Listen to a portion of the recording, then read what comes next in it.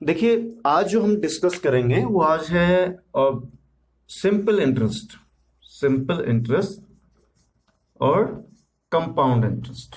ठीक है, compound interest, इस पे आज हम बात करें। SICI कहते हैं और हिंदी में जो इसे कहते हैं हम साधारण ब्याज, ठीक है, और चक्रवृद्धि ब्याज, चक्रवृद्धि ब्याज। अच्छा, इसमें नाम से ही जैसे दिख रहा है, देखिए आप इसके कंसेप्ट को अगर आप समझिए तो आपको कोई कंफ्यूजन नहीं होगी और क्वेश्चन इजीली निकल आएगा। देखिए, नाम है सिंपल यानी साधारण ब्याज, कंपाउंड यानी चक्रवृद्धि ब्याज। अब देखिए क्या है ये, कैसे ये चीजें होती हैं। माना आपने 100 रुपया किसी से उधार लिया, 100 रुपया आपने किसी से उधार लिया, ठीक है, 100 रुपया आपने किसी से उधार लिया। साधारण ब्याज की अगर हम बात करेंगे, और ये आपने उधार लिया 2 वर्ष के लिए, 2 वर्ष के लिए, और इंटरेस्ट आपको देना है 10% पर ईयर, प्रति वर्ष। तो देखिए आपका साधारण ब्याज क्या होगा। सिंपल सा आपका साधारण ब्याज क्या होगा, देखिए ये होगा आपका जो धन आपने लगाया है, मूलधन, ठीक है ना, और दर जो है आपकी 10% की है, और 2 वर्ष के लिए दिया है, और अपॉन 100। ठीक है, आपका साधारण ब्याज इस प्रकार से 100 से 100 कट गया, 10 टू 20 रुपीज, कितना, 20 रुपया आपका साधारण ब्याज हो जाएगा, सिंपल इंटरेस्ट 2 वर्ष के लिए। ठीक है, इस प्रकार आपको कुल कितना देना पड़ेगा, 100 + 20 120 रुपीज, है ना। 2 वर्ष में 100 रुपए लेंगे, 120 रुपए देंगे। चक्रवृद्धि ब्याज के मामले में थोड़ा डिफरेंस आ जाता है। देखिए, चक्रवृद्धि ब्याज अगर माना यही चीज रखें आप, और 2 वर्ष के लिए रखें और 10% ही रखें, तो देखिए अंतर क्या होगा। देखिए यहां पे पहले वर्ष के लिए, फर्स्ट ईयर के लिए, पहले वर्ष के लिए क्या होगा, ब्याज, ब्याज क्या होगा 100, 10% दर है पहले वर्ष यानी 1 वर्ष के लिए, अपॉन 100। ठीक है, कट हो गया, तो ये 10 से कम 10 रुपया हुआ पहले वर्ष के लिए। ठीक है, पहले वर्ष के लिए। पहले वर्ष के बाद आपको कितना आपका प्रिंसिपल हो जाएगा, देखिए पहले वर्ष के बाद जो मूलधन हो जाएगा वो 100 + 10 हो जाएगा, 110 रुपीज, समझे, पहले वर्ष के बाद। ठीक, अब दूसरे वर्ष के लिए, दूसरे वर्ष के लिए ब्याज, दूसरे वर्ष के लिए ब्याज निकालिए, तो क्या होगा, अब आपका ये मूलधन होगा, क्या होगा, मूलधन होगा 110 × 10, 10% तो है ही वार्षिक, और दूसरे वर्ष के लिए एक ही वर्ष का निकलेगा, ठीक है, अपॉन 100। ठीक, इससे 2 0 काट दो, 11 एकम 11, 11 रुपीज 11। ठीक, हो गया रुपीज 11। तो कितना हुआ, आप मूलधन ये था, अब आपको कुल कितना देना है, 110 तो था ही, प्लस 11 और हो जाएगा, ये 121 रुपीज हो गया 2 वर्ष के लिए। तो 2 वर्ष के बाद आपको जो चुकता राशि करनी पड़ेगी वो 121 रुपया करनी पड़ेगी, और यहां पे कितना करना है, 120 रुपये, समझ गए। इसी को चक्रवृद्धि ब्याज, इसीलिए इसे चक्रवृद्धि ब्याज कहते हैं।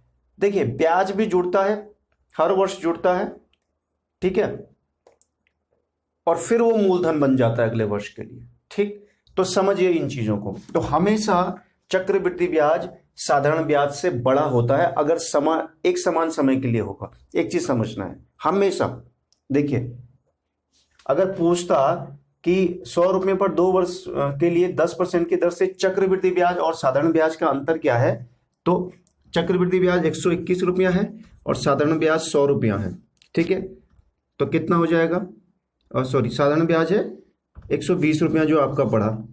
ठीक है, तो कितना हुआ ये, इस प्रकार से ये आपका अगर हम बात करें तो ये 1 रुपया का अंतर हुआ। ये था ना ब्याज, अब देखो ये ब्याज टोटल कितना पड़ा, 21 रुपए का पड़ा, 11 10 21, और यहां सिर्फ 20 रुपए का ब्याज पड़ा, तो 1 रुपए का अंतर आ गया ना।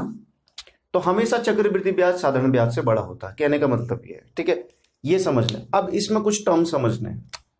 साधारण ब्याज इस तरीके से निकालते हैं, सीधे सीधे फॉर्मूला इसका है P × R × T upon 100।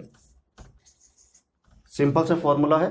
P मतलब प्रिंसिपल यानी मूलधन, जो आपका जिस धन पे आप जिस धन को आप ब्याज पे दे रहे हैं या जिस पे ब्याज जिसको लोन ले रहे हैं आप, आर दर, ब्याज की दर, रेट ऑफ इंटरेस्ट है ना, जैसे यहाँ पे 10%, ये हमेशा परसेंट में होगा, ठीक है। टाइम, ये बेसिकली समय है, कितने समय के लिए आप दे रहे हैं, वर्ष में रहता है अधिकांश, है ना, वर्ष, ठीक है। नहीं होगा तो उसे किसी और महीने में भी रह सकता है, और ये अपॉन 100। तो ये फॉर्मूला है साधारण ब्याज का। साधारण ब्याज बराबर है मूलधन गुणा या दर गुणा या समय बटे 100। चक्रवृद्धि ब्याज आप साधारण ब्याज के फॉर्मूले से भी निकाल सकते हैं, लेकिन अंतर यह है कि आपको पहले वर्ष के लिए ब्याज निकालना पड़ेगा उसी फॉर्मूले से, PRT अपॉन 100, ठीक है।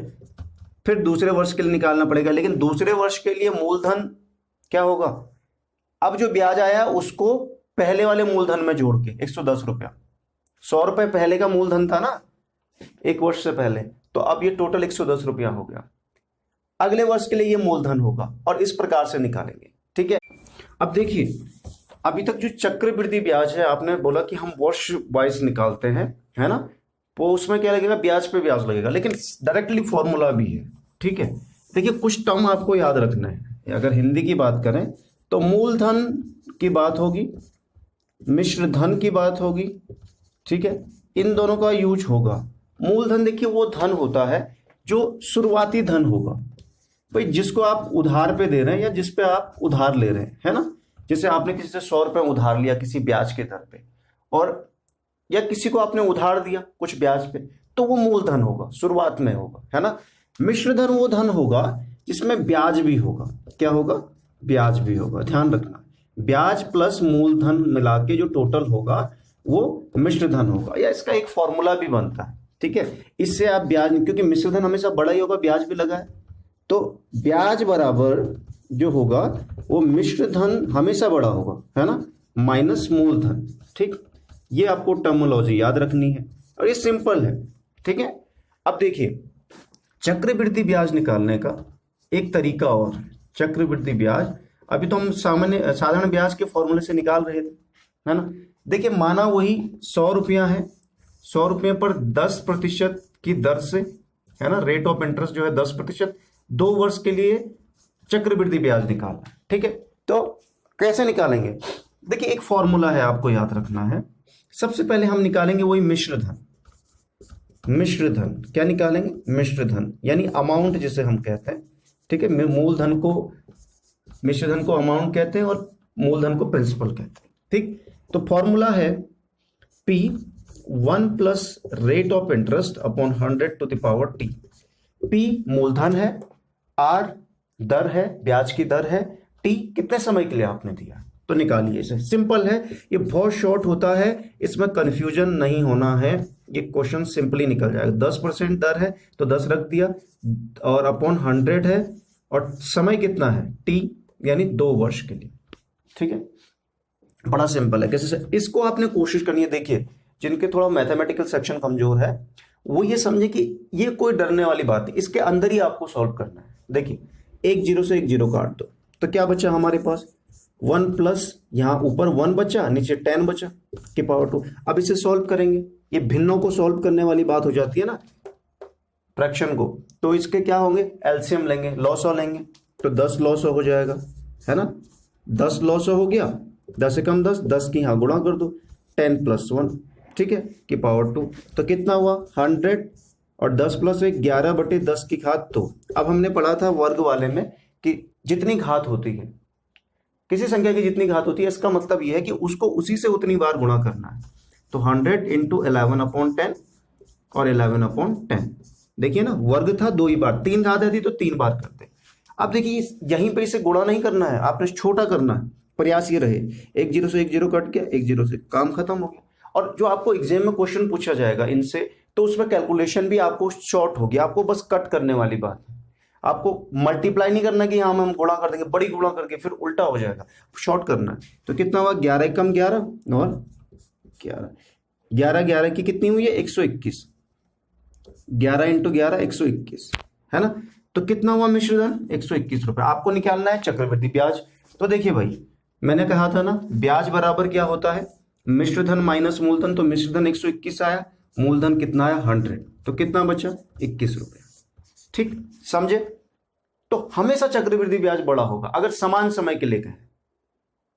अगर इसी 2 वर्ष के लिए हमने पिछले क्वेश्चन में देखा था कि इसी अमाउंट पे साधारण ब्याज जो था, साधारण ब्याज कितना रुपया था, 20 रुपया था, 20 रुपया था, और चक्रवृद्धि ब्याज कितना निकला 21 रुपया। तो ये हमेशा बड़ा रहेगा चक्रवृद्धि ब्याज समान समय के लिए। ठीक है, ये बड़ा होता है क्योंकि ब्याज पे ब्याज लग रहा है। ठीक, ये समझने की जरूरत है।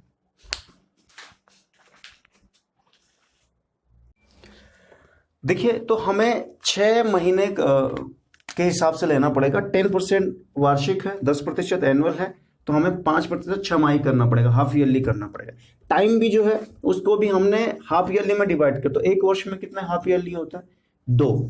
ठीक है ना, 2 आधे वर्ष, 2 छमाही है ना, 2 हाफ ईयर्स होता है ना। बस फॉर्मूला वही रहेगा, सब वही रहेगा, कोई प्रॉब्लम नहीं है। तो सबसे पहले क्या निकालेंगे, अमाउंट यानी मिश्रधन, मिश्रधन निकालेंगे। फॉर्मूला क्या था, principal 1 plus rate of interest upon 100 to the power T या एन, टी मतलब टाइम। ठीक है, तो प्रिंसिपल कितना था 16,000 रुपये। ठीक है, 1 प्लस रेट ऑफ इंटरेस्ट कितना है 5%। अब 5 रखेंगे, 10 नहीं रखेंगे, क्यों, छमाही है ना। इसको समझे, ब्याज जिसमें दिया जा रहा है वो इंपॉर्टेंट हो जाता है। Upon 100 to the power T कितना है 2 होगा। ठीक, सॉल्व कर लीजिए, 16,000 है, ये काट दीजिए। मैंने कहा ना अंदर जितना शॉर्ट करेगा उतना फायदा। 5 और 5 एकम 5, 20 बार 5 20 में 5 दोनों 10 और 1 0, तो 1 प्लस 1/20 हुआ की पावर 2। इसे और सॉल्व कर लीजिए, 16,000, ये क्या होगा, एलसीएम लेंगे, लॉस हो लेंगे, 20 एकम 20 और 20 यहाँ आ जाएगा, 20 + 1 की पावर 2। ठीक है, तो कितना होगा 16,000 21/20 की पावर 2। वही 2 बार है ना, तो क्या करेंगे, 2 बार है तो उसको 2 बार लिखेंगे, 21/20, 21/20। ठीक है, शॉर्ट करना है, गुणा नहीं करनी है, बहुत बड़ा समय खराब करोगे अपना। 1 0 से 1 0, 1 0 से 1 0। अब 2 से इसे काट दीजिए, 2 8 16 और 1 0 बचेगा, फिर 2 चक्को 8 40 हो गया। 21 21 की गुणा कर लीजिए, जो 0 वाला है उसकी गुणा ना करें पहले, 21 21 की गुणा 441 होगी। ठीक है, 441 होगी। अब बस इसकी मल्टीप्लाई कर लीजिए, ये 1 0 पीछे लिख दीजिए। अब 4 की इस पूरे में मल्टीप्लाई कर लीजिए, 4 एकम 4, 4 चक्को 16 का 6, 1 शेष बचा, 4 चक्को 16 और 1 17। ये क्या हुआ आपका मिश्रधन। ठीक, आपको क्या निकालना है, चक्रवृद्धि ब्याज। मैंने कहा था ब्याज बराबर क्या होता है, मिश्रधन माइनस मूलधन, मूलधन। तो मिश्रधन कितना है आपका 17,640, में से माइनस कर लो मूलधन को 16,000, कितना हुआ 0 4 6, 7 में से 6 गया 1, बाकी 1 में से 1 गया 0, तो 1,640 रुपये आपका चक्रवृद्धि ब्याज हो गया। इस प्रकार से करना है, बस आपको कहाँ पे ध्यान रखना है, यहाँ पे। ये समझ आ गई आपको, छमाही होगा, तिमाही होगा। तिमाही होगा तो क्या करेंगे, अगर यहाँ पे तिमाही होता तो क्या करते, छमाही को हमने हाफ किया, तिमाही होता तो 1 साल में कितने तिमाही होते हैं, 1 साल में कितने तिमाही होते हैं, 3 चक्को 12, 4 तिमाही होते हैं, 4 से डिवाइड कर देंगे, होगा ना, ऐसे कर लेंगे। यहाँ पे 1 वर्ष की जगह 4 तिमाही आ जाएगा, है ना, और इसको 4 से 10/4 हो जाएगा, 10/4% हो जाएगा, या 2 पंजे 10, 2 दूना 4, 5/2% हो जाएगा, या इसे भाग कर दीजिए, 2 दूना 4, 2 पंजे 2.5% होगा, 2.5% ये आपके रेट ऑफ इंटरेस्ट हो जाएगी। इस प्रकार से आपको करना है। ठीक है, तो जितना ये दिया इसको ध्यान, जबकि ब्याज जितने छमाही हो तिमाही हो, है ना, ठीक है ना, इस प्रकार से देखना आपको। ये इंपॉर्टेंट पार्ट है क्वेश्चन का, इसलिए करवाने का ये मकसद था आपको।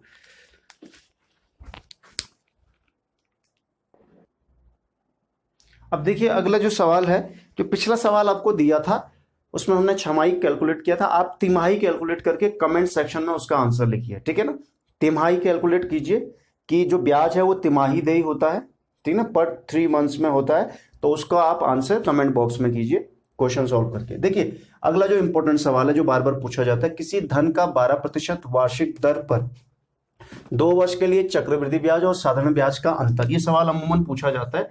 रुपया 180 है तो मूलधन ज्ञात कीजिए, है ना। अब आपको क्या दिया है क्या नहीं दिया है, देखो किसी भी हम फॉर्मूले सॉल्व करने के लिए, देखिए आपको मूलधन फॉर्मूले में रखने के लिए नहीं दिया है, ठीक है। आपको दर दिया है 12% वार्षिक है, समय आपको दिया है 2 वर्ष, ठीक है, और आपको साधारण ब्याज और चक्रवृद्धि ब्याज का अंतर दे रखा है, ठीक। मूलधन नहीं दिया है तो इसे मान लीजिए, माना इसे पी ही रहने दीजिए, कोई प्रॉब्लम नहीं, प्रिंसिपल है तो पी ही रहने दीजिए फॉर्मूले में, ठीक है। अब फॉर्मूला क्या होगा, कह रहा है चक्रवृद्धि ब्याज।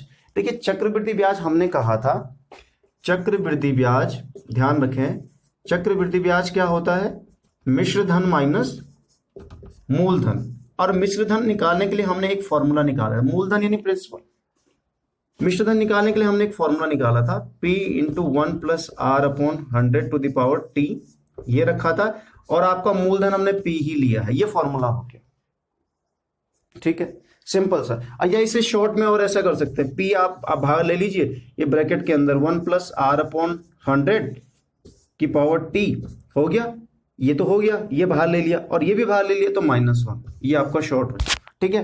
अब आपका ये फॉर्मूला है, ठीक है, इसमें जो जो दिया है वो रख दीजिए। प्रिंसिपल हमें नहीं दिया है, रेट ऑफ इंटरेस्ट हमें दिया है, कितना दिया है 12/100, ठीक है, की पावर T, और माइनस T भी हमें दिया है समय 2 वर्ष के लिए, 2 वर्ष रख लीजिए, -1 हो गया, ठीक है जी।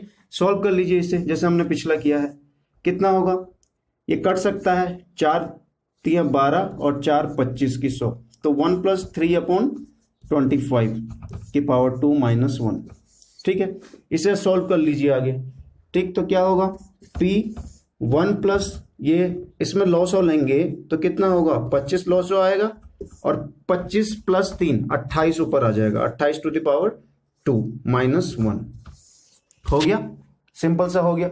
इस प्रकार से कर लीजिए। P हमें निकालना है, क्या निकालना है, P हमें निकालना है।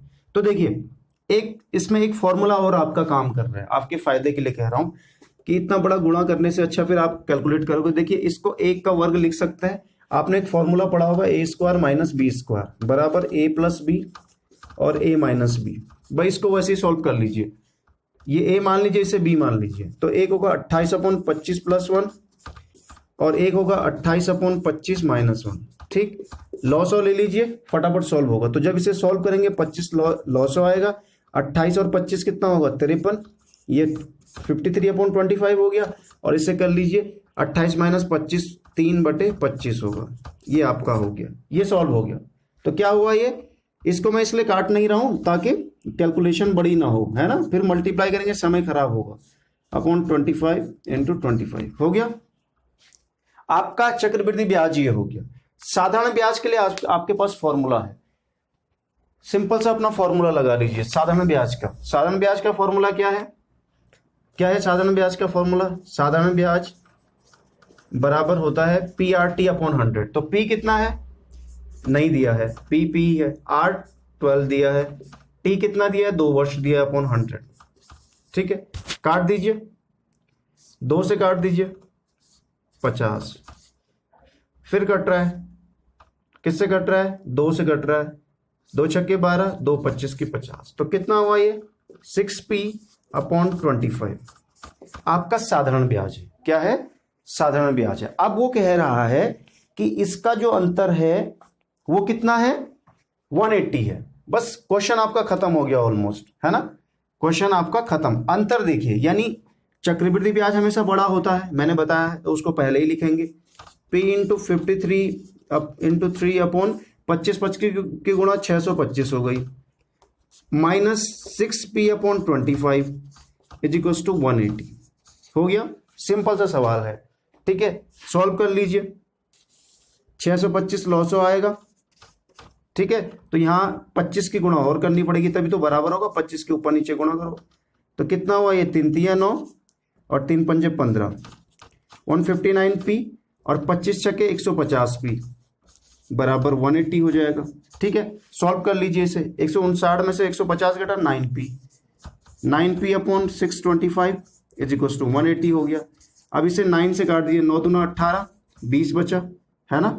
p बराबर कितना होगा, 20 गुणा गया 625, और 625 एक शून्य पीछे रख लीजिए, 625 दूना कितना होगा 1250, 12,500 आपका प्रिंसिपल आ गया, और ये आपका आंसर हो गया। थोड़ा बड़ा लगेगा लेकिन कैलकुलेशन स्पीड से जब करोगे तो सॉल्व हो जाएगा।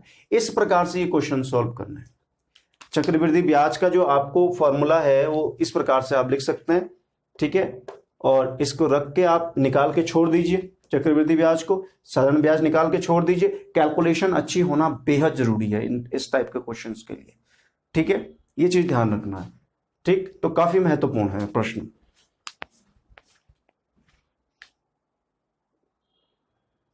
अब देखिए आपके लिए एक सवाल है इसी टाइप का, उसे सॉल्व कर लीजिएगा।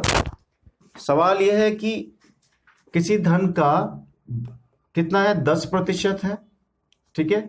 10% वार्षिक ब्याज की दर से